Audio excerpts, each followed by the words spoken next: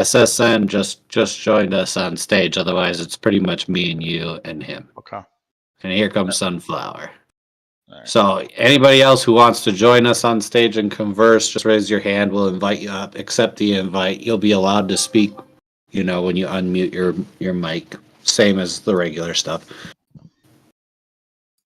Hey, yes, I just wanted to say I wasn't sure exactly what you were explaining. Okay. All right, well, let's take a look at it. So I was explaining, there's differences where we open in relationship to the previous day volume profile. So let me make sure. I don't know why there's so many lines here. Monday. Okay, so this is the profile. I was like, what's going on here? Let's see. So this was our previous day profile. It was a lowercase b, right? We had the value area, which was basically here. This area here was our value area, right? And we also, if you guys look, if you look at the closing here, where do we close? For that day, we closed within the value area. But what's more important is where do we open the next day in relationship to this area here, the black line here and the top line. So val and the value area high. So when the 930 comes, I'll just switch this. When the 930 came here, were we inside the value area here? Yes. So we open inside the value area, and that's a fairly big deal. So if you're, especially when you have a dump like this in the lowercase b, and you open inside the value area, that means that potentially we are accepting that value area for now, meaning we might stay inside of it and, accept it. If we open, let's say here and we ran out and never really came back, right? So that would mean that we are rejecting the area. Based on this profile shape that we are building today, like in a D-shaped format, it seems like we're in balance, but there's a lot more bearish to it than positive, bullish side. First we opened, then we got sold off. We're not finding much value once they opened here, and I believe at 1010 or something like that, they broke right through it. So if you guys look here, 1005, well, I guess 1010, they broke the PD value area low here. So I guess this was the level here. They broke through it, but you see how quickly that got brought up.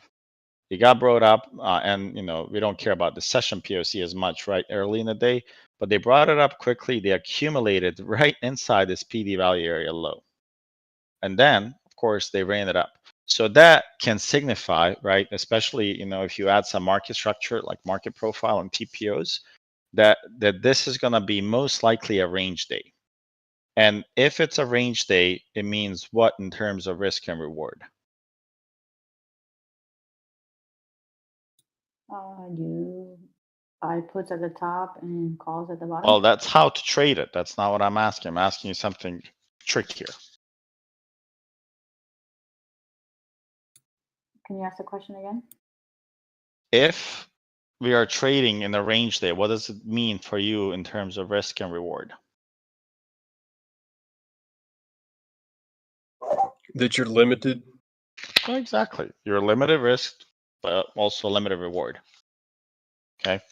So usually when this happens is the price of the asset, in this case ES, chasing value, or value is chasing the price. The first one? Price trying to find the value. Right? Usually when the value is chasing the price, that means you have a directional move. That means you broke out of this value here. Now price is going and the value is trying to catch up along with the volume, right? So if you can catch, ideally, those moves where you open, let's say, above the opening range or value area from the previous day, and let's say they give you a good setup where you drop inside or top of the value area high and continue going higher, those are the good days to trade because you're going to get a nice low range. Most likely, you're going to have a trend day if you open above or below the value area. Does that make sense? Yes. If you open within like this, and then you stay inside, right? Usually you're going to get a print So I don't know. Let's see. This is how you do it.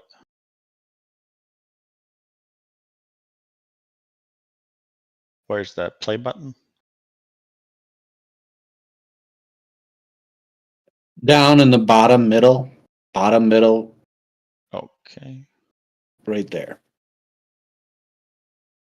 So now watch, as this profile is developing now. And you can also speed up the time next to it so that it goes 1x or faster.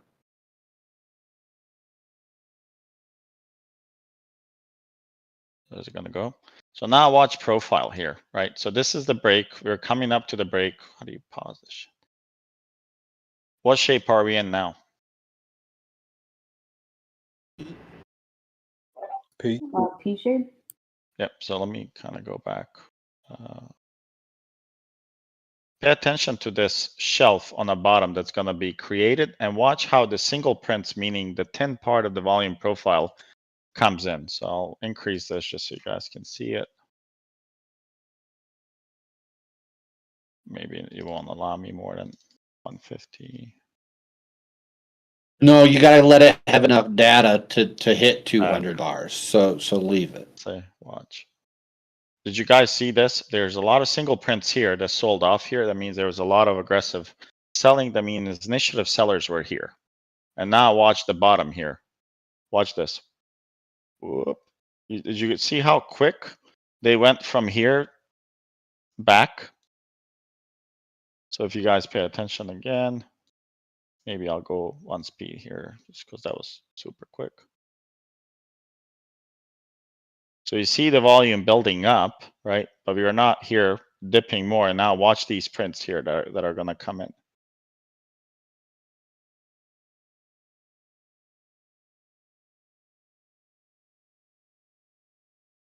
I get the feeling something's not right. The candles are not like moving. Yeah, there's no candles being made below. Yeah, but that something was off. Let's see. Yeah, that doesn't make sense. That's why I don't use this crap. Okay, well, I was going to show you how it was developed today, but okay, I'm going to skip that part. Okay, so the key point for me that I was looking today is, hey, are we going to reclaim that level once you break that PD value area low, right? So if you guys look, there's that level. I think it was, man, I just lose myself now. There it goes. So once we lost it, there was a quick buying here, and I'm pretty sure there was a volume anomaly as well. Not volume anomaly, stopping volume at some point. So there's some here, if you guys look. So there was some stopping volume that came in on here, and then they returned it, they dipped below, and then quickly, I mean, look at this accumulation at the PD value area low. And then, of course, then they ran to 50% of the previous day value area low. Usually what happens in value areas when you have something like this is if you look at the previous day value area, if you measure this area, that area is going to be very, very close what the range the next day is if we stay within this value area low. And then comes the overlap. Are you overlapping the value areas? This is our previous day value area. Are you overlapping like this, or is it going to overlap more like this? If it's low on the top, that's more bullish, right? People are finding more value on the upper side than here on the bottom side. Does that make sense? Yeah. Okay.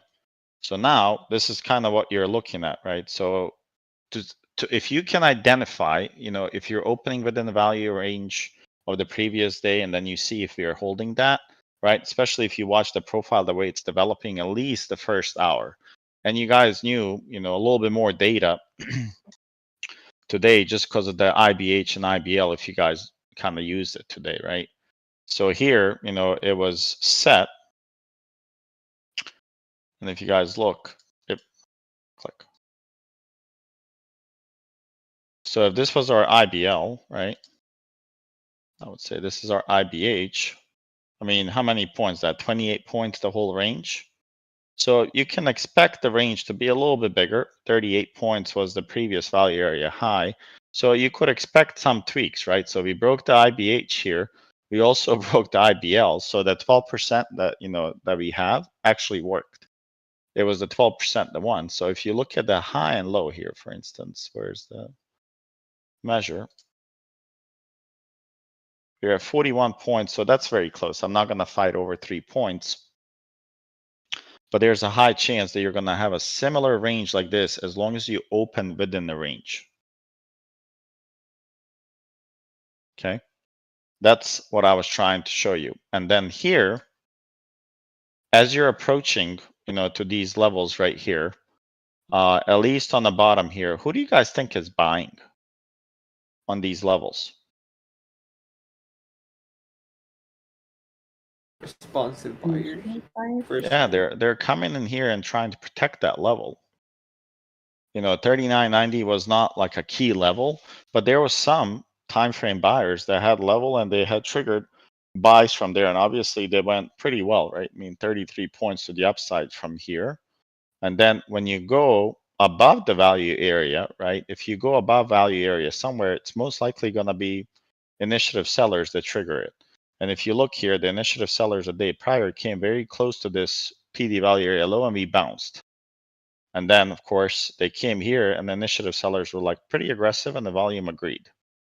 So now the key point that they're going to fight over is this 39.90. If we lose this, any idea where we can go?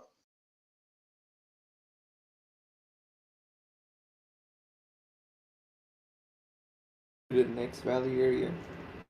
Yeah, I know you're mentioning January value area low, I believe. Yep. I mean, there's a few levels that you can go, right? So right now we are stuck here. See, we are at the POC, January POC, if this is correct, right? We are.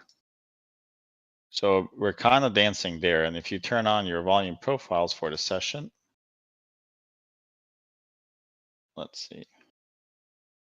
So this PD value area high will shift and it kind of becomes this same level here, right? I'm not going to put it there, but I'll just change this tag.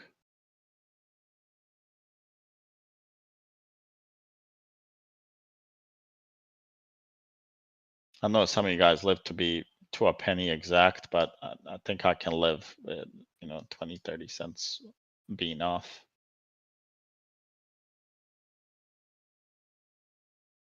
Yeah, I think it's starting to be helpful for me at least using the thicker bars, like when I'm Yeah. labeling a level. Yeah, it's like this one here. I use size 4, so it covers pretty good. Okay. So now what do you guys can tell about this profile here for today?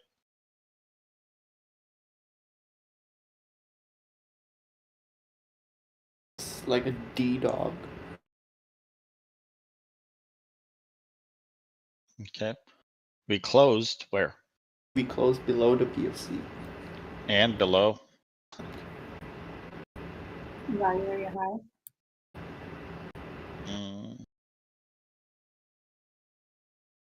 We closed below previous day value area low.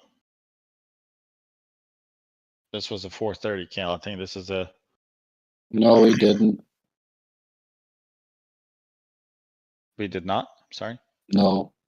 Oh, okay. Previous day Previous value day, area this low one, was I'm sorry. 4,003, and we did not close. We closed above it, so we closed within the previous day value area low.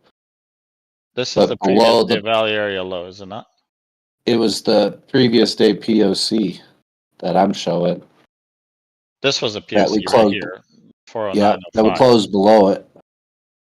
I'm sorry, but Yeah. what time are you considering closing? 5 o'clock, 6 o'clock? Oh, sorry, I was just looking at the end of the candle. You're right. Sorry, my bad. No, so we closed definitely below the PD value area low. So right now, if you guys just look at the price action, we came to this high volume node, then we also had some fibs in this area. We are not able to facilitate the trade over the 424 yet. And if we do, you have to be really, really cautious because one of these sellers, this one here, I would say is not going to play a major role in terms of volume profile. When you look at the candles here, it doesn't seem like there was a lot of accumulation. Doesn't mean that there was not a lot of volume, just because there was this spike up and then the push down. You guys see that candle? And then here is where I think the trouble starts at this shelf here, because this is second highest shelf that we have for prior day. So I think this is where I would be interested, kind of looking to see what happens as we approach this. This would be the level I'd be interested, hey, is there an opportunity for a short? And I would just grab the POC around this area to know the exact level that I'm interested in. And that would be somewhere around 455 area that we might push to. So I would definitely watch this for the upside rejection. If we reclaim this, I would pretty much say that there's a high chance that we're going to run 25 points to the upside. Okay. And then if you look at, the pattern, I know like this is my least favorite kind of way to play it. The broadening formations, they're really tough to play, right? So here you have kind of like a megaphone pattern here. You're making higher highs and lower lows here in this case. So it's really, really kind of tricky to catch the tops and the bottoms. A lot of people say I can catch it on these, but they're really, really difficult to play. So I don't look for these just because I hate playing them. So now, if you look here, our POC, we're opening above it. We are potentially, if they continue doing this, what are we gonna do in terms of value area? 80% roll if we could go up Well, top. if we can do that, right? I mean, there's a high chance that we might open above the previous day value area. I was gonna say, don't we go broad with a more broad value area? Well, my point is that we're not gonna, there's a high chance that we gap up and open outside the previous day value area. On the example we gave earlier between this one and this one, we opened within.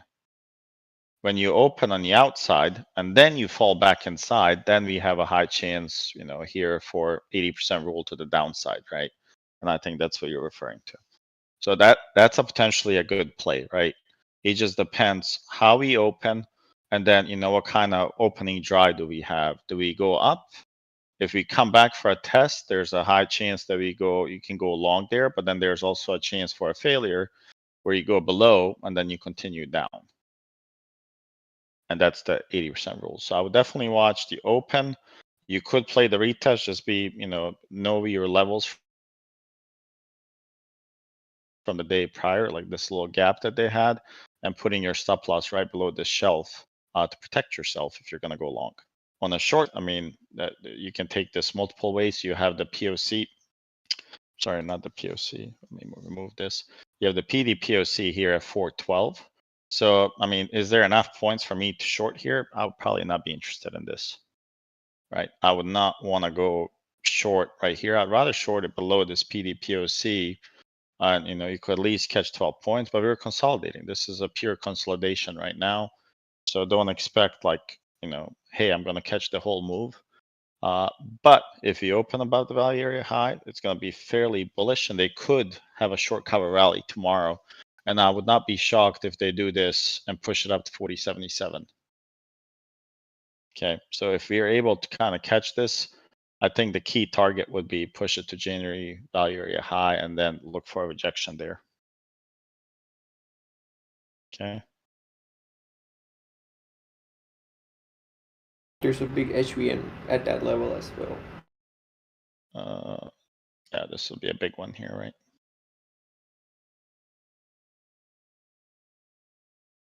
Yeah, there's a major shelf here. 40.70, 77, that's gonna be crucial. Yeah, this is a big shelf. Okay, does that make sense? Yes. Okay. And then of course, if we lose, POC here, we can short it here. This 3 points here is almost like a no trade zone for me. I would not trade there. I could take this short below the PD value area low, and then high chance that you would target, the liquidity here at 83. You also had a POC here at 86.25. So I would definitely watch that. And then there's a chance that we go here. So that's ES, and it's fairly simple. Watch where we're going to open in relation to the kind of the opening on the value area here. And then we can watch for the open drive. Then you have the IBH and IBL to help you with the direction.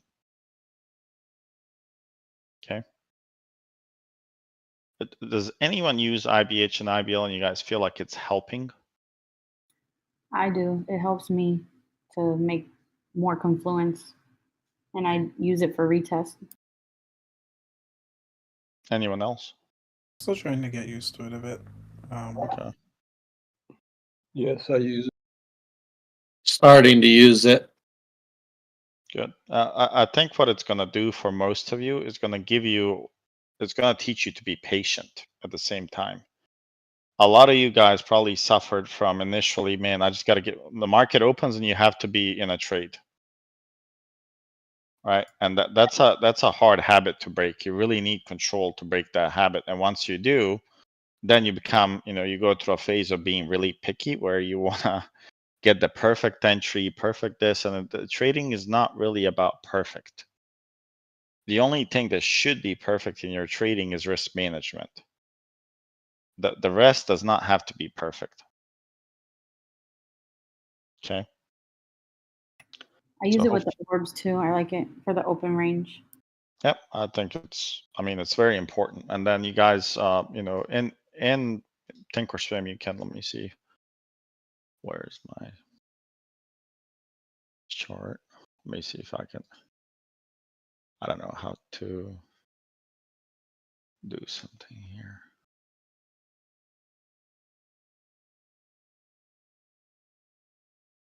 Can you detach flexible grids? Thought you could.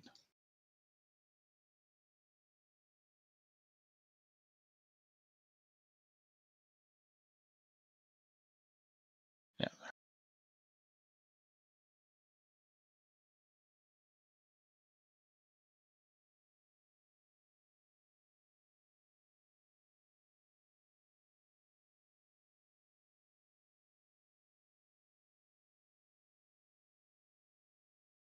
Okay, so here's flexible grid. Let me see. I don't know if you guys know how to. Does everybody know how to set up market profile or no in TOS?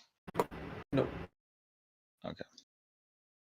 So this is market profile. I have it on one of the charts where I look at it, especially in the morning, to see how are we really kind of opening, to see where's the balance initially. Like you guys see this little blue line. That's right here. Yeah. That's my initial balance, right? This is my, the first hour. I'm looking at this and I see where's the balance being set. The green dot, does anyone know what that indicates? The one with the green around or whatever color? POC. I've never seen this before. Say it again. I've never seen this before. Okay, so That- market profile is different from volume profile is because it tells us, each one of these that you Would that be guys, an opening? this is your open price. Where's my close price? Do you know? That yellow triangle to the right. This is the close price, correct? So now, instead of having a lot of, I don't even have candles, right? You can't really have candles. I don't need to see the candles because I can tell where the price is based on, how the bars are forming and how the TPO is coming in. Does that make sense? Yes. Okay. So if you guys look here, if you look here, and the price, if you guys look here, we started with the ones, right? We're arranging in between, then the twos made a higher high. And then what do you see about the twos? Boop, popped, they went up, and then they started, going down. And then the fours took out the previous low and they went lower here and followed. And then you see the mix of numbers here. So I'm able to quickly distinguish, right? Especially when it's developing. What kind of prints are we getting? Like here, you're getting ones, right? You see the balance was set. And then, we really don't see any, convergence on a price and the pushbacks. It's mainly down. And here you see a perfect D shape on a TPO. And then what do you guys think this left side is? Volume. Yeah, it's volume. So it's basically the two of those combined. So that's kind of how I use one of these charts, like where I look at it. I'm able to quickly tell what is going on. And if you guys are interested, we can cover the market profile a little bit more in details. And this is, when I started learning this was the Peter's guidance. Pretty much all of the book that I mentioned to you, it's all in the book. It's not as easy to understand if you've never used it, but it does become easier, the more you see it in action. If you get somebody that can explain, for you, it just looks like a bunch of numbers now for most people. Once you have this, then you will be able to know in a little bit more detail and with more accuracy what kind of day you might have, what kind of opening range you might have, because there's different type of opening ranges, right? What I've covered with you guys is mainly the open drive from the accumulation zone down to re-enter the zones. That makes sense? So it was a simple open drive that you can have, but there's 3-4 different variations on open drive. For some, you need the market profile so you can figure out the prints that are coming in and how the price is reacting, and if there's different buyers coming in at different levels based on a time opportunity. So it's not more complex, it's just understanding the market knowledge. That's all I'm trying to say. This is not as complex as it looks like, when you look at it here. But if you don't understand it, you're just gonna look at it and be like, what the hell is that? So is that how you're able to tell us when there's a big volume coming in, or if it's a spike or a drop? Is that due to that particular program, or is that just book map actually showing you the I volume that's usually coming in? use this to tell if they're making lower lows after the balance. When I see these like prints come in, if I see single prints like you see here, I can't highlight really well with this tool. But if you look at this, right now, what do you see here on ones? There's a lot of single prints. So, and if you go back on your volume profile, this is most likely going to be leading to a B shape, right? There's a lot of single prints, and then they came back here. You see how they drove it back. They never went where? They never went above the opening price, right? So they stayed below and then they pushed it, right? So I would say, once the threes fell below here, that was pretty much a done deal for this day. So I can use this in conjunction, right, to see what's going on. And then I'm able to tell the strength. And if there's any other buyers coming in, and, here, this piece that you guys see right here, well, I can't highlight it, but the yellow little shading right here, what do you guys think that is? POC? No, from here, let's see. Time. Oh, the value area? This is my value area based on time. And this is my value area based on volume. There's instances where they're not going to match. And, in toss, this one tends to be not as accurate on the left side, just because of the aggregation periods they use. Okay, we'll cover it in more detail, but the next step, for a lot of you guys, and I'm adding more details now, I'll probably add some tomorrow, is kind of the value areas, but understanding the relationships between the type of value areas that you guys have, right? So you have an opening outside, value area, but inside the range. Does anyone know what that would be?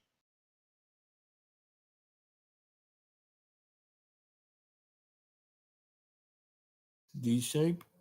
No. Well, what is it? Sure, it's not a D shape, but yeah. Does anyone know what that means? Just guessing, but accumulation. Just listen to what it says. Open outside the previous day value area, but inside the range. Bullish sentiment. Okay. Would that be accepting the value of previous day or rejecting it? Acceptance. Accepting it. All of you got it wrong. Unless you have a retest, you can't really know if it's accepted. It's rejecting it. It means if found value higher, it doesn't want to be there. It's outside of the previous day value. When the price is outside of the previous day value area or something like that, depends what kind of trader you are. I mean, we're gonna rarely ever gap up a monthly value area unless that monthly value area is like 50 points. it's a rare occurrence unless, you get nukes or whatever, COVID. You're not going to gap those higher time frame value areas. So that's why I'm focused more on the daily, because once you learn the daily, what do you guys think happens to the weekly, monthlies, yearlies? It's the same concept. It's just that the chance of that occurring is a lot lower. So it's not something that you want to be. I mean, you don't want to go gray hair and lose hair by the time you wait for a gap up in the signal to trade on a monthly value area, right? That would be, I mean, you're going to die with 2 trades. So that's the idea behind it. But when you look at the range is a day range, meaning high and the low. If this is my high on this day and this is the low, correct? So I can make, so this is the high, this is the low. And then if you guys add the volume profile, I'll just add 30 minutes. So here, this is on regular hours. So the value area here, we opened within the value area, right? Yeah. You guys will be able to see it better. This is the previous day value area. If we opened, imagine we opened here, right here, somewhere. Let's say we opened, where's my damn? Let's say we opened at 9:30. This was the open right here. That would mean that you're outside of the value area, right? Because this is our PD value area high and low, correct? Yes. We are opening above it, but we are within the range of the whole day. Does that make sense? That definitely clarified it a lot for me. Yeah. Yeah, now that I see it visually. So that's what that means. And that this can happen on the top and on the bottom. You guys can visualize it. Hopefully I don't have to find an example, but if this candlestick, if that value area, well, what I can do is I can do this, hide this. If this is the value area here, and we'll treat these as PD highs and lows. This is PDH, this is PDL. If I'm opening below here, this would be opening below the value area by what? Within the range. Within the range. Yes, and most likely the first instinct that you should have is what when this happens? Wait for it to go back inside the value area to retest. Correct. Full port. No. To There go were- long, there to were go not long, you need to come here. And then of course you will have a POC somewhere. Let's pretend for now there's none. I'm just trying to teach you value areas. This will be your acceptance of the value area. If it goes in, here you go long. Your first instinct is what? You're leaning more bearish. Your sentiment in your head should be more bearish. Does that make sense? Yeah. Yes. It's not full bearish, right? Why is it not full bearish? Because you're not outside of the well range. inside the area. Good. I'm outside the area, but I'm not outside the range. The range. That right. means, man, these sellers were debating, or whoever, right? After hours or whatever happens, they are not 100% sure and confident that they want to bring it that low or whatnot. And usually the dealers, the market makers, they control that balance, right? At some point when we say, they're going to be selling down the negative gamma, right? They might join the fight and kind of start selling off and they give up. Like I've given you an example like the other day in Discord. At some point, some other time frame players are like, okay, I'm just going to close my longs here. They, they want to sell the long, so this guy has to buy them, and now he has too much long on his side. So what do you think he has to do to balance it? He can either wait for somebody to come in to buy it at that level, or if it breaks a certain point, what does he have to do? He has to incur a loss, and he has to start selling too. Yeah. So when the market maker, or aka dealer, when he wants to, let's say he's there just to facilitate the trade, he's making this available. He can't say, no, I don't want to buy it here. He has to buy it and he has to sell. He's there to create liquidity. Okay. So when he buys, let's say too much of something and he doesn't have a balance, and let's say and he can't find buyers in this case, well, at some point, he might have to take a loss and sell it below and go on with it. And that's usually where you get, because they do tend to hold a lot of liquidity in their hands. And when we say they're grabbing liquidity, hopefully now it's starting to click. What do you mean they're grabbing liquidity? Well, if I have to offload my longs, think about this. I just bought a lot of longs here because somebody sold it to me. Well, what do you think I want to do as a market maker? How does he make a profit? If I bought it, let's say this price here, call it 427. If I want to make a profit on it, I bought it at 427. Where do I have to sell it? You want the market go up. 527. So what they do is they do this and they sell it, right? Now they sell it and they found a bunch of little buyers, me, you, and others, 30 here, 40 here, 100 here. And just think about the frequency of these trades, guys. When you click a buy and your option goes through, the number of steps that happen in split second is unbelievable. Right? Your bank's involved, your broker's involved, your clearinghouse is involved. There's a lot that happens, and you have your profit. You can be in and out of the trade as fast as your mouse is and your clicks. And that's fascinating. And that's how they're able to create liquidities, right? They create these liquidities here. If he, had to buy a lot here, of course, he doesn't want to sell it below. He's going to find a way to kind of trigger this here, right? I'm manipulating the bid, right? They can offer the bid size. Sometimes you guys see those ghost orders. If you use Bookmap, you will see a huge resting order at a price, and then what happens to it? Like magic, it's gone.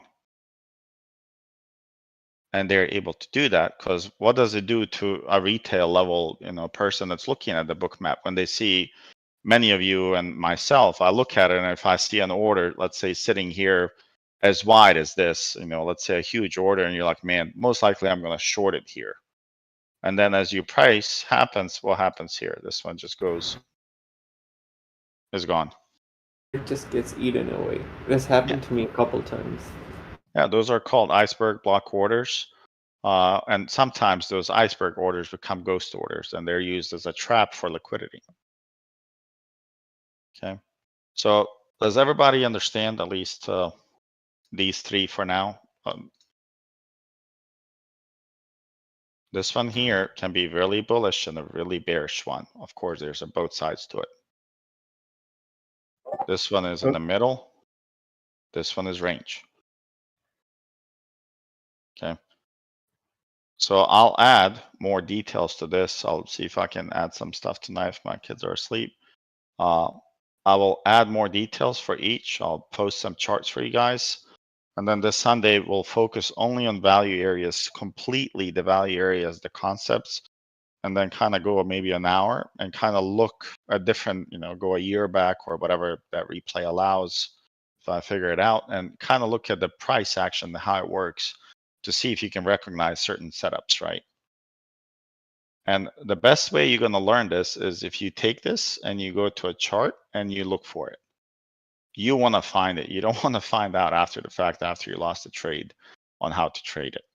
Learn before, so that way you kind of learn before you earn. You really need to kind of figure this stuff out before you place too many trades. Some of you guys are like, man, I'm thinking to go long here. Why are you thinking? If it's a level and a setup that you have, do you need to think?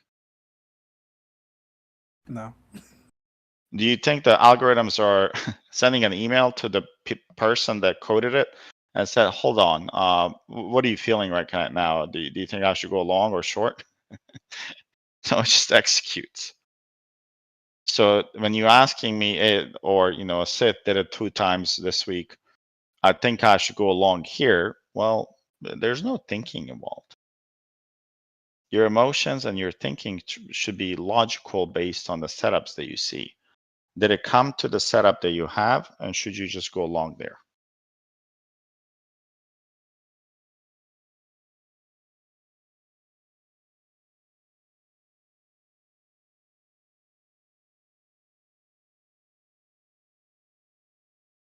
Okay.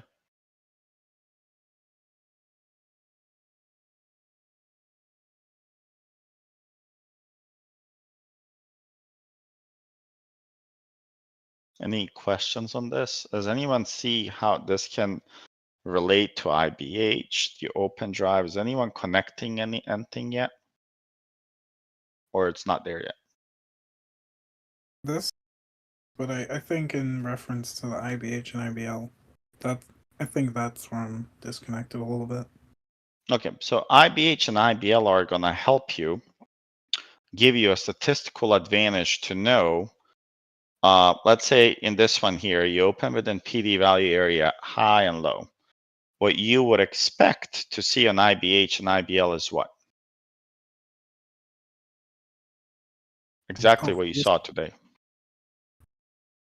Range. You're gonna, I mean, let me turn on the candles. Right, so if this was my high and everything is red, sorry. Right here. We breached this, but we did not make a trend day out of it. The fact that you knew that we opened within the previous day value area low, there's a high chance that you're going to be ranging. And then your IBH, and this said, most likely we're going to be in the range level, right? By here, of course, they dragged it along. I mean, since, what is this, 10:30, they dragged it to, you know, maybe 1 o'clock. Then they popped it and then they went below.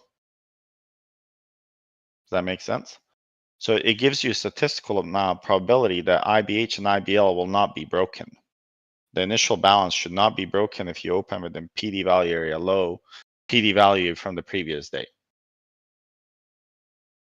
Okay, this is making more sense. So it's like, well, now it's like if IBH and IBL is set and then the price is staying between it, then it's kind of like what we had today. Like if it tries to pop a buffer below, it's going to come back inside and accept it. You have a little bit more probability, because if this was our value area like it was, I don't know where exactly it was, somewhere around, wasn't it 404 or something like that? So let's say this was our value area for today. When we opened within, we popped and we quickly reclaimed it. I think it was this here. We reclaimed it. That tells you that they're finding value in that previous area. First, they rejected it here, right, at that 10-10 candle. So it had to be somewhere here. They rejected it, but they quickly brought it back inside. And then, you know, they stayed inside that range. And then your IBH and IBL are saying, hey, this can't be a trend day. There's a low chance of a trend day. We open inside the value area, because if it was going to be a trend day, it needs to be one of these two.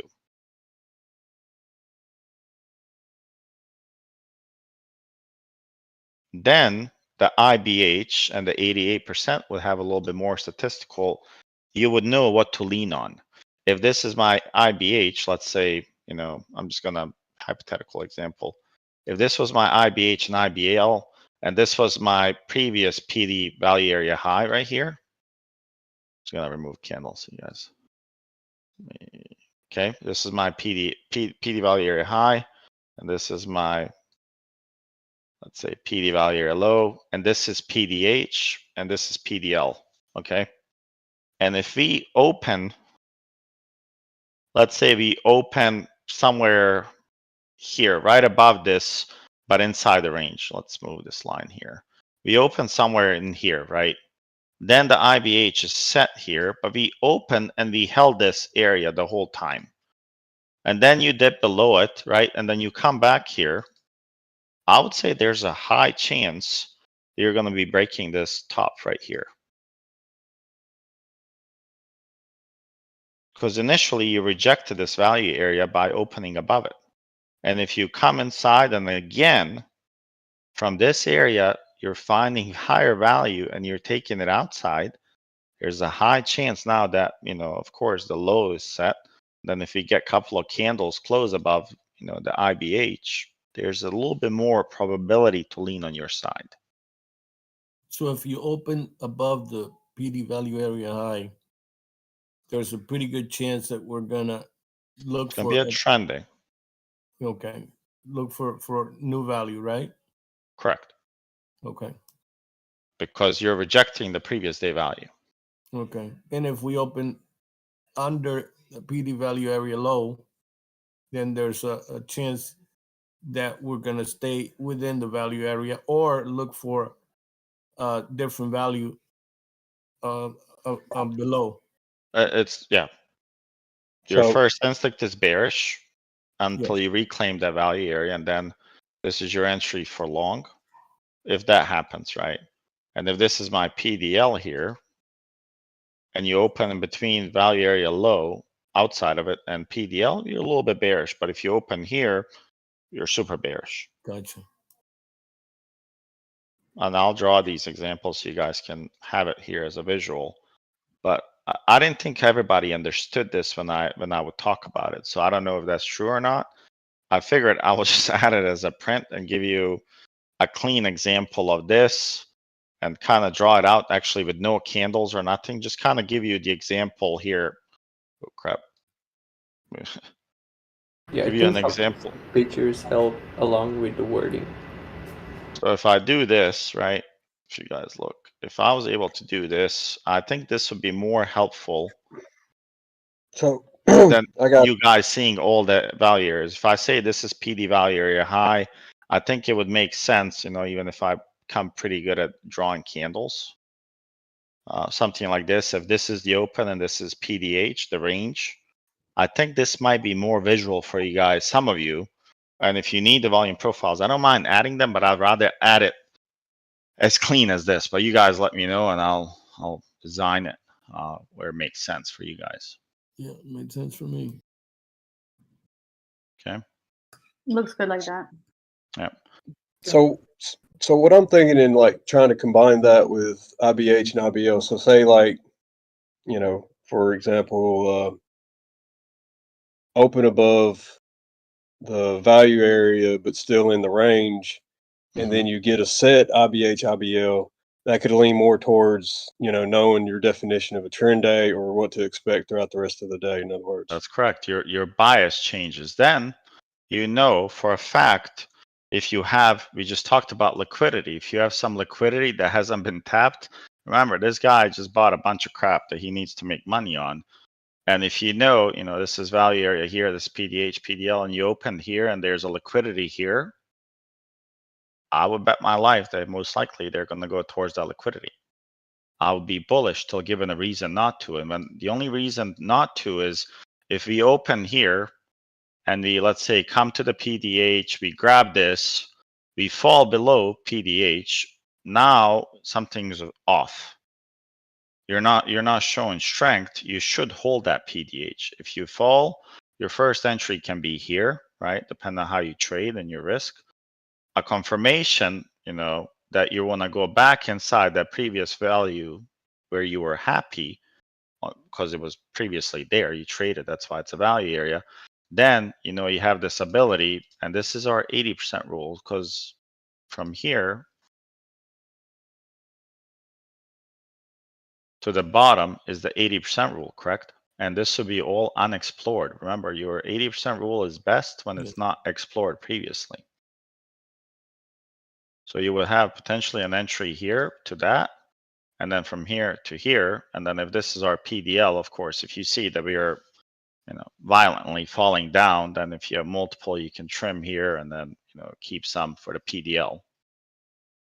But a lot of you, and rightfully, right, you don't have to hold from 499 to 417.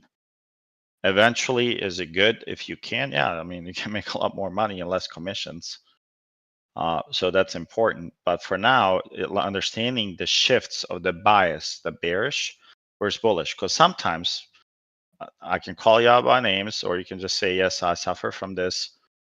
How many of you guys, well, hopefully before this teachings and what I'm giving you, you would look at these candles. Let me turn on the candles. And you can be honest. You would be like, I think I'm going to go long here for no reason. You just say, man, I think it's going to bounce here. How many of you took a trade like that? I have. I lost a lot doing that. I lost a lot of money like that. Yep. And that's why you guys lost money, right? Because think about it. the market's so random. I mean, it's random till you have rules and some probabilities. And if you guys notice, what I'm giving you an 80% rule, 88% to know if it's gonna go higher or if the low of the day set or high of the day set. So you have two setups that yield 80% or higher potential. Do they fail? Yes, there's there's a chance, of course, they're going to fail, and that's where the risk management has to be perfect. So it's about probabilities, and then when you add, the value areas, right? If you guys think about that, you add the value areas and you add the relationships, you're going to read the market before the market knows most likely what the next step is, right? So if you think about this, I posted something for you guys, like, it looks very good. But here, if you guys let me go and extend it. Come on. If you guys just look here, from Friday, we never, pushed here, the high. We never really closed it. We never facilitated take out the Friday's highs. And then once we got to the, the breach of the POC, we bounced and then we lost it and the retest came. So from here on out, I mean, they just dumped it, right? And now, I would say it's a lowercase b. We have some high volume nodes that they did not like so far, but that wasn't even far from price action.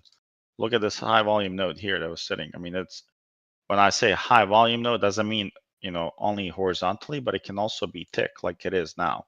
That means, there's going to be some happy people trading here, but it also could be an accumulation where they quickly could drop it. And you guys see what happened here, right? And rightfully, there was news, so news can throw stuff off. But you see, once we entered here, well, we really strongly dumped it from that level. So unless you're able to take out this guy right here, right? Let's call it 425. You have no reason going long right here now. If you're to go long here, this is where you're like, oh man, I think it's gonna go higher. Yeah, you're just gambling. But here, guys, you have to think about RR. Until you start thinking this way, why would I go long here? Like, why in the world would I go long here when I know that this guy and this guy literally moved the market 30 points down? I feel like donating money. That's I mean, it is stupid. Doesn't make sense to go long here until you tell me that you're above this range and you're happy to find value above it, then you will test new value area, right? So you're going to go into the supply. If you get over the supply, then we know where the value is. If you look here, well, there's a lot of value here. Obviously, they traded forever. Man, this is so important now that that I look at it. Like, it's so important to know because, like you said, in the intraday, we're just looking at 5 minutes, 3 minutes, 1 minute, and you don't look at the big picture. And I've made a lot of mistakes like that. No, and you're a trader, right? I mean, we can't just be stuck on, a lot of you guys zoom in on, let's say, 1 minute and you see this, right? You're looking at only a day worth of data. In this case, less than a day. You're looking at what, like 3 hours, 3.5 hours? Yeah. That's nothing. Yeah. Here I zoom in on 15 minutes, I can quickly tell, right? The hateful broadening information that we have. Not that I care too much about those things, but I do notice them just because of the retail. I know that there's a range top and a range bottom here, and this could be used as a spring here, right? So they came here, but you could definitely put the line here because they will come back to fill this. And I know from, January 20th, there was a POC in this area that, at least you should have been aware about it. Okay. So looking at picture, see where we bounced, how it's reacting is important. Then, I mean, what are we doing here since Tuesday, right? I mean, you're pretty much ranging because you're in the value area. So watch this now. Where would you short it? I've given you an example of this to a T. I think there's 3 of them on how to play this.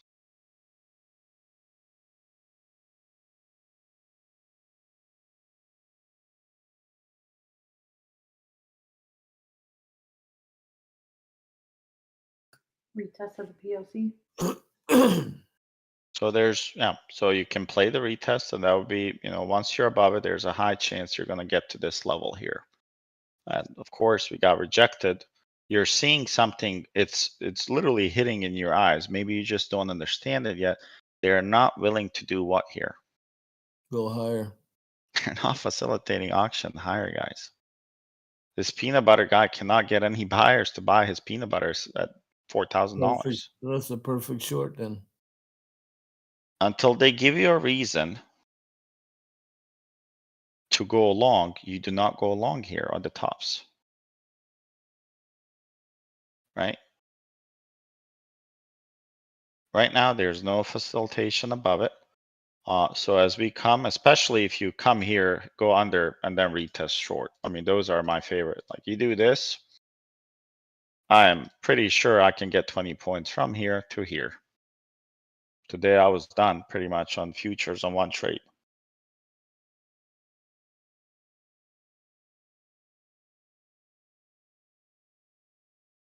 Okay.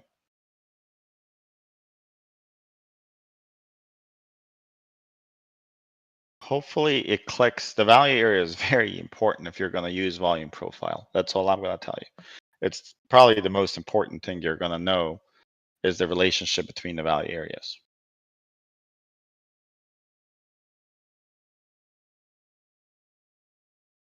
Makes a lot of sense. Yeah, no doubt. Yeah. And right now the balance is between 411 and 403. And that's why we're struggling here. They're going to have to bring it back here soon. Here, and then I would say here. They're going to have to bring it back in here fairly soon. They're not accepting prices higher right now, higher than 418 on TPO. Does anyone need to know how to set up the TPO? And does anyone want to see how to do it here? Or you guys want to do a session where I kind of cover it, record it? I don't know if catching is recording. I'm That would recording be- it. You can cover it right now if you want. Okay. So a lot of people search for market profile indicators, like under the indicators. You don't really have to do that.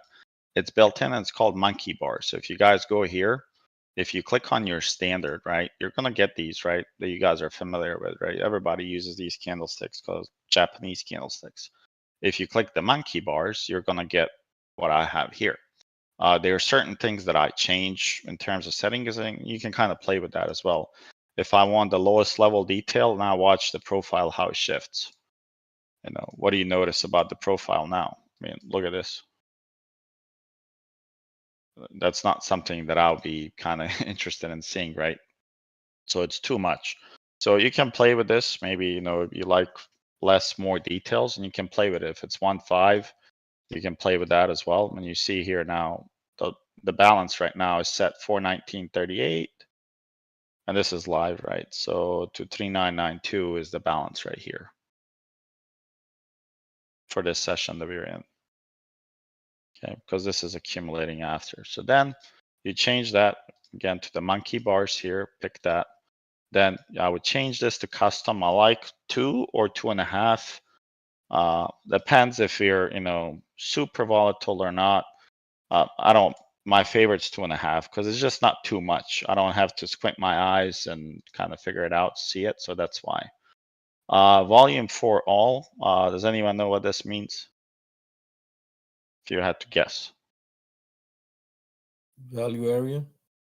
No, this is volume. So if I show last, it's only going to Okay. show me the volume here for the last one. There's no more volume for the rest of the guys here. You see this? There's only TPOs on the right. Okay. Now if I click, show me the none, I will have none. If I show all of these will have it, and you can do that. Emphasizing the first digit, that's when when we switch. So each one of these is 30 minutes. That's how it's set up in the TPO, right? The 1, 2, 3s. So you can emphasize this or don't. I don't really care for it too much. Monkey bars, you can change the colors. This is Thinkorswim. calls it playground fill is the value area. Okay. You guys are used to value area. They call it playground fill, and kind of makes sense, right? Playground fill means you're playing around and filling in that range. And it's, for me, they defaulted 70. I changed mine to, excuse me, 68. But that's the value area. And then the open price, you guys see this. If you don't want it, you don't have to have it. I like to see where we open. And then the close price is this little triangle. Here you can change that color. If you like something else, you can change it to whatever. I like this color here. And then the initial balance, that's the line here, right? So you can change that. Does anyone know why is it 2 here? I just gave you a clue 2 minutes ago.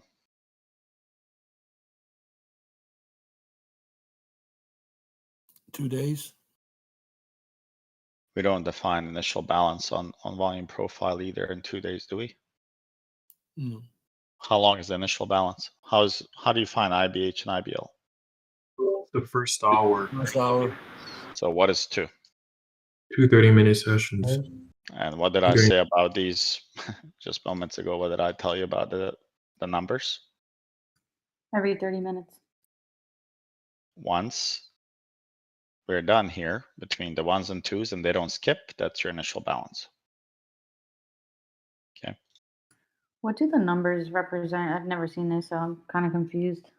So this is the time also spent. So if you think about the horizontal lines, it's the same concept as volume profile. Is where are we spending the most of the time and what price? So this is where a lot of, price has spent a lot of time in this range. The higher the number identification, the more time you've spent, and then we kind of go into the durations, right, of the time passed, 30, 60, 90, and so on. Here. And most likely we're gonna break this balance today or tomorrow. We're gonna go higher than this or lower than this, I would think.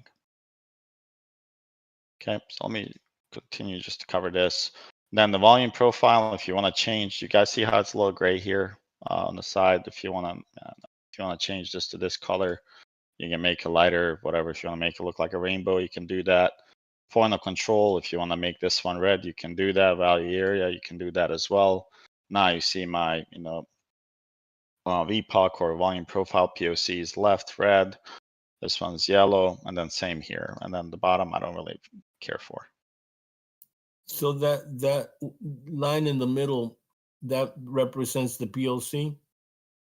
This one here on the left, the red, is POC volume. This one here is your kind of like a TPOC. Like you're based on time, where did you spend most of the time on the price? Gotcha. And these will not align all the time. You see here? Yeah.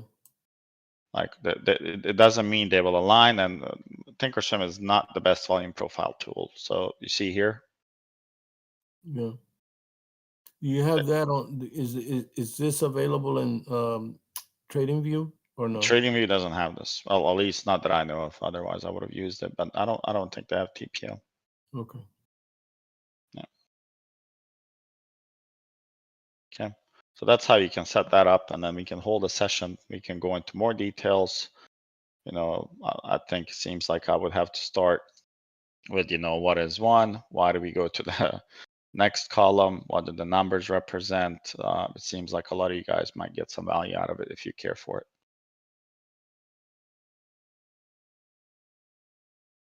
We would start like we did with value profile from the beginning all the way to as far as we can get you to. Do you use this during the day when you trade, or just to look at the chart? Oh, this is on my monitor. I'll look at it. It can tell you a lot about the single prints and pushes. Like, there was open price here. We pushed it higher. The single prints came in, and then you had some, increasing prints here as well. So it's able to tell you the magnitude of how aggressive or not aggressive somebody is. It's interesting. For me, this completes the puzzle because remember, the value is made up of what? The time and price. Volume. Volume, price, time. Exactly. So I think it's actually here somewhere where I have it for you guys. I'm adding some stuff for you guys here as well. So price, time, volume, and Value. Yeah. I'm giving you some ideas, time, and then I'll cover the same thing on price. Once you learn about all these three components, then, if you add TPO, you guys will learn about time and the details of it. You guys know about the volume profile, and then you guys know about the price and discoveries through the value areas. So you guys will know all three pretty much in detail, hopefully. It's not a puzzle that you can put in overnight, and a lot of people think that you can learn this. It takes years, guys. I mean, to fully understand the market structure and understand the behavior and see how, you can get an edge and probabilities on your side. You can't do it. I'm not saying you can't be profitable, but to see the full picture and be clear on how the market behaves, how it's going to react, or know the probabilities of if I want to know the probabilities, between the value areas and where we open, like we just talked about, the value area high, if we open above it, below the range, and then I know the IBH and I know some statistics, it gives you an edge, and that's all you need in the market. And I know a lot of you guys, some of you, that have lost money in previous discourse and previous trading life where you took trades because you felt like it's going to go higher. I promise the only thing they do is to mess with your feelings, and they know your feelings.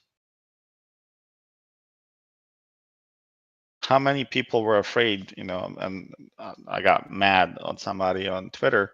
How many people were afraid to buy this at 100? Me. I was going to 80. You're afraid to buy here because, you just witnessed a drop from 400. There was a lot of negative news here. Elon, Twitter. They flooded it in the market. And what did they do to you guys? Build fear. Fear.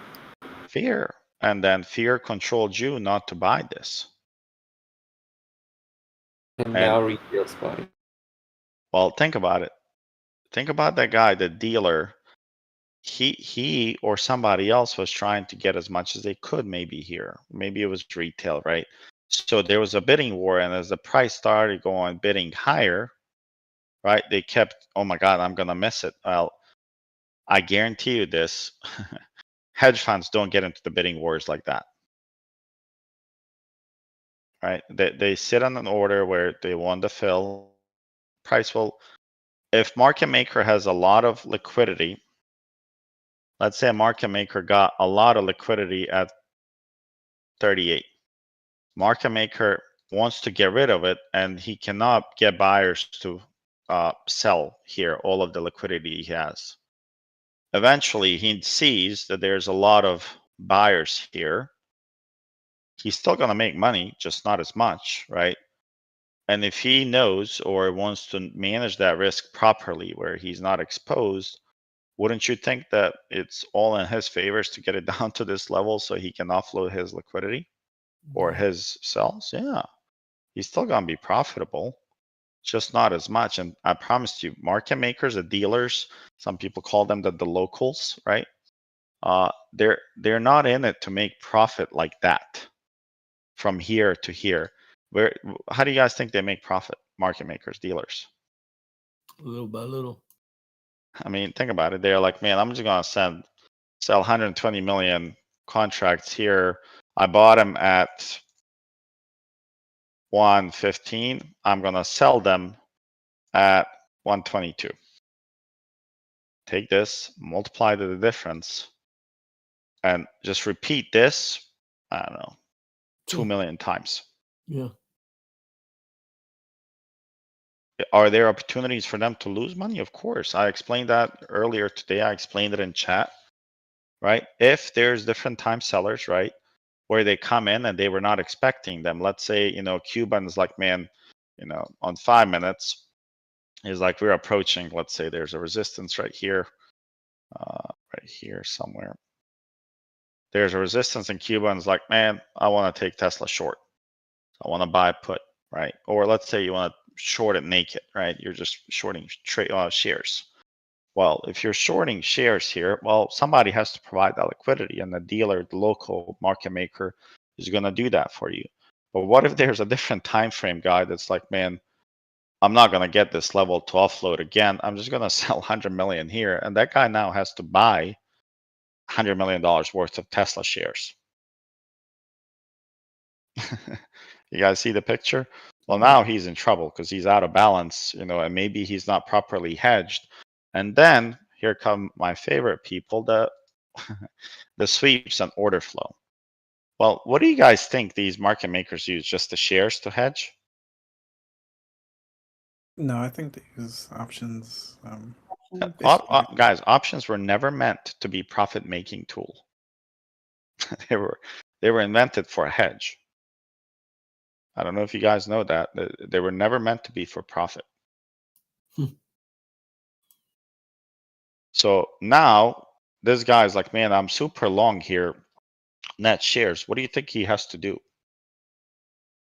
to neutralize the delta?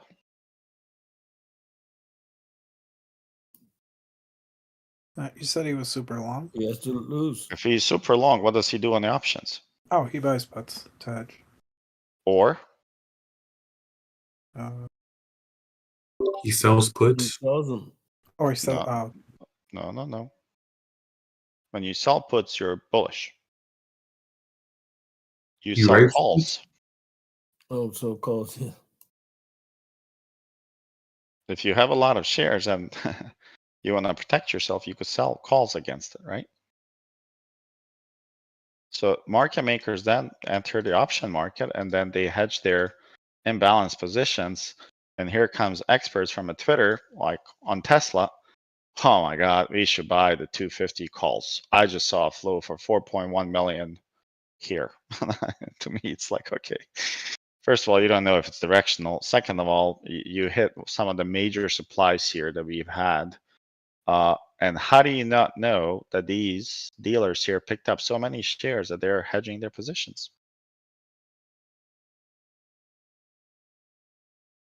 It doesn't matter if it's above ask bid. There's so many variations how that can be executed through the through the clearinghouses. It really doesn't make sense. Like a lot of you guys believe in it, and that's okay. I'm not saying don't believe in it. I will just tell you that most of the time they will throw a bone to you on those options and they will do something opposite. And if you haven't seen it, I promise you'll see it. Okay.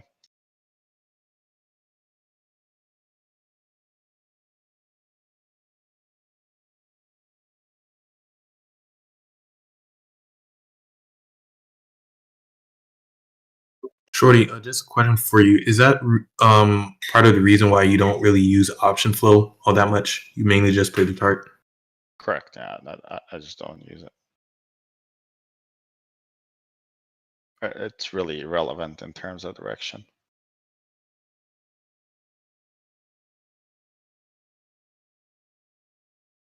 It's used as a hedging tool in my world, not for directions. But maybe I'm wrong and everybody else is right. But from what I've learned in my life and my mentors, none of them use that. That's why you use ES for direction. I use price, right, and volume profile and stuff like that for direction. I don't use Gotcha. option flow to tell me if it's going to be bullish just because somebody bought $4 million worth of options on Tesla. $4 million, and you guys know there's like $6 trillion traded per day in the stock market. 4 million. That's pennies. Like that guy, it's a lot of money, but if he has 4 million to put in a weekly option, it's probably nothing for him. right?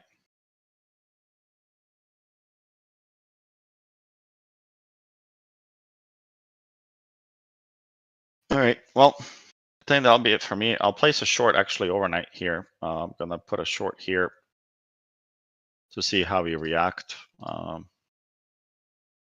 So I'll probably kind of put it right here as a protection somewhere, maybe above this wall here, 432.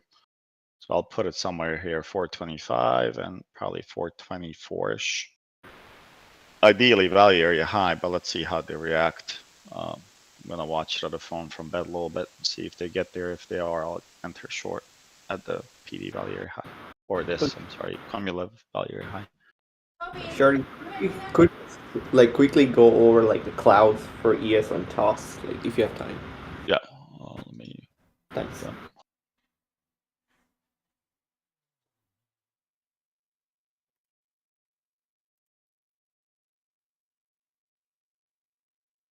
So ES is trying to reclaim. ES is trying to hold on to the daily, right? Our daily was 4,005. You guys know that. So it's still holding that, right? If we want to see them, really fall out and go to 39.50 level, we got to lose 39.73. That would be the daily bottom. They're trying to reclaim the 4 hours right now, the 4-hour cloud. Would it help? You guys want me to share the clouds, or you guys want me to talk through it? You could share because I also see like the weekly mid around 39.50. Hold on one second. And from there, it's pretty much open space down to like 3,600.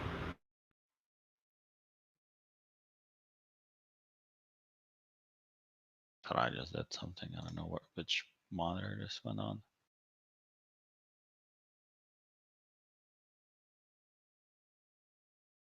Okay, let me go increase this. Okay.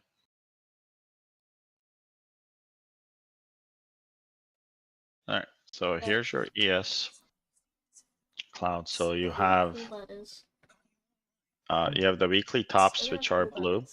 Look at how cool that is.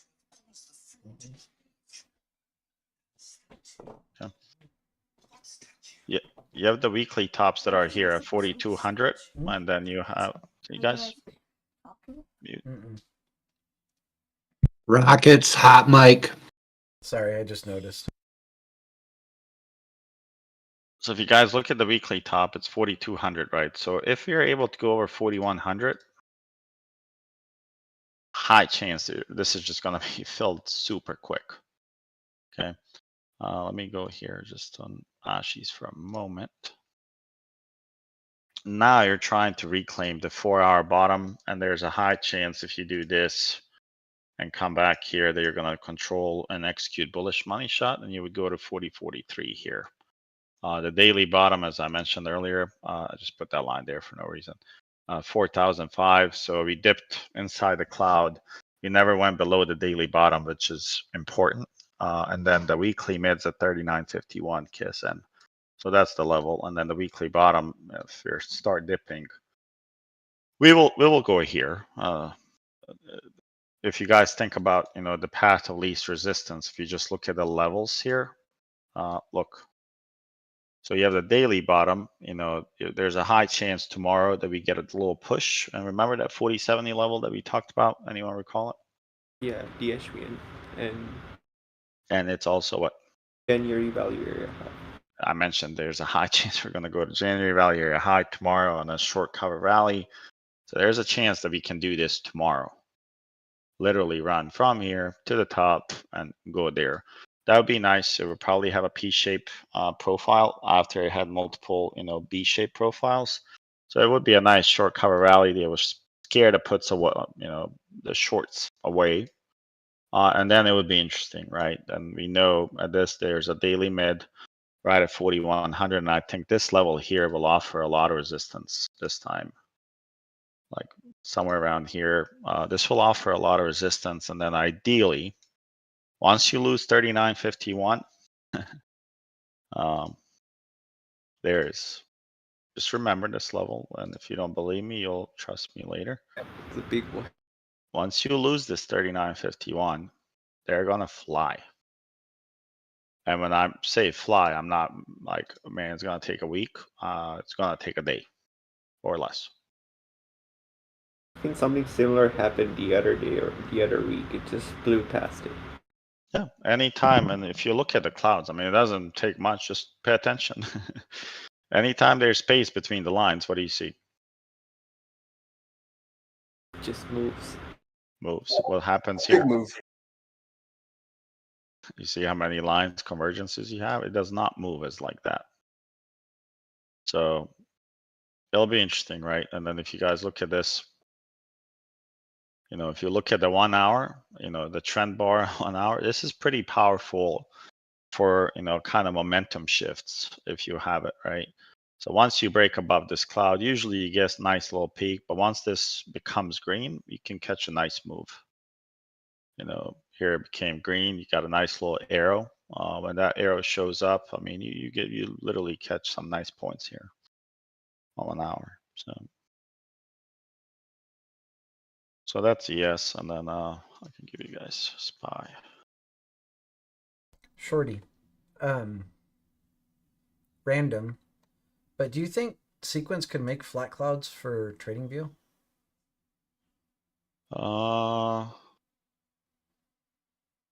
It's doable, yeah.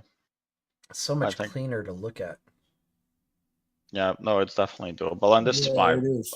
I look at this a lot, right? Yeah, I do too now. I didn't even know about it before. Yeah. So it helps me kind of summarize the picture and see the levels, and here SPY, right? So a high chance we go to 402, even 405. You break 408, you go to 416. I would most likely guarantee that we could get this also in a day. And then, of course, below 392, you're going to drop about 23 points. And if you don't believe me, take a snapshot. Let me know when it happens. It's going to be quick. Oh. So 402, 405, 408. This would be your no trade zone here.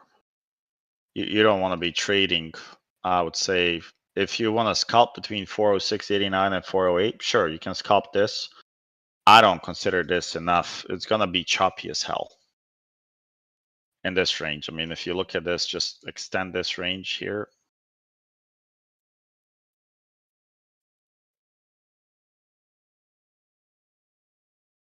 Between 406 and 408. Yeah, this is Yeah. super, super choppy here. If you look at the price action, look at this. Yeah. Yeah. Like, it's not something you have to be really good and really quick. Yeah, I'm not that good. I'm not that quick. No, I'm not saying you're not, but this is what I don't trade. Yeah, no, so if so, no way. Yeah, so but here these are going to be nice moves, right? If you're able to, you know, get a nice little bounce here, and then maybe even if you hit the daily bottom again, that's pretty good. You guys see the Tesla though? Have you checked Tesla, Drew? Thank you, sir. Not. I think I looked at it like on Friday or something. All I know is it needs to get under 190. Yeah, I was pointing more towards we peaked weekly top, and then you did a bearish money shot, and then you still haven't completed it. Oh yeah. Let's go into 190. Well, if we hit 190, you don't think we'll break down below that? Well, it's going to 171. My target's here. And this target's gonna happen after the investor day. Do you still have the TSLQ shares? Of course. Yeah, me too. It usually dumps after investor day. Yep. Pretty hard. It has a strong chance to go here fairly quickly. A lot of resistance at the top, not at the bottom right now. Like, you have a lot of convergence here, heavy levels too. Once you lose this, you see the space getting a little bit wider in between here.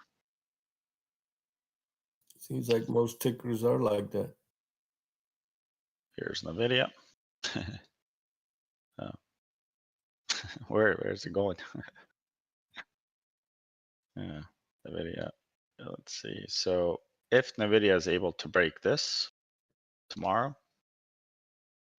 well, the best way to play these is let them come back, be patient. Once you get this, you can buy 285s then, I don't know, for June and sprint. If that's the case, but we got to see how they react. There's a daily top here. I mean, it's not a level they're just going to slice. Was their earnings good? Did anyone read? I haven't read it. Did anyone read earnings, NVIDIA earnings? I haven't. Nope. No. Oh, they shot up 15 points. Yeah, that's what I was showing.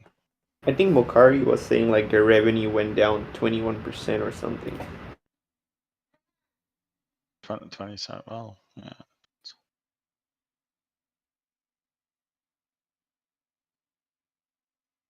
That's one funny looking volume profile with extended hours on.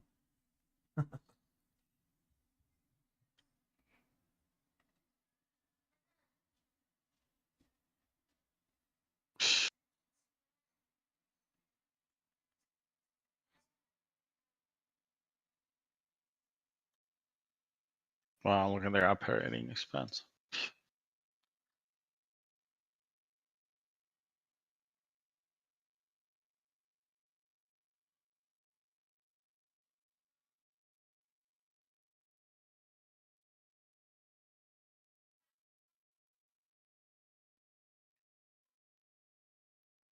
I mean, they're hitting a little bit. Here, let's see. Not a lot of growth.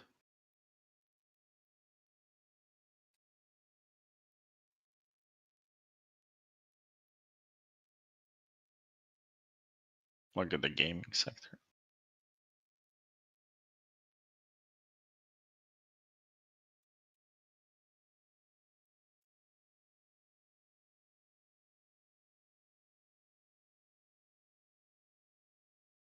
I guess this is their chips coming in and they're selling them.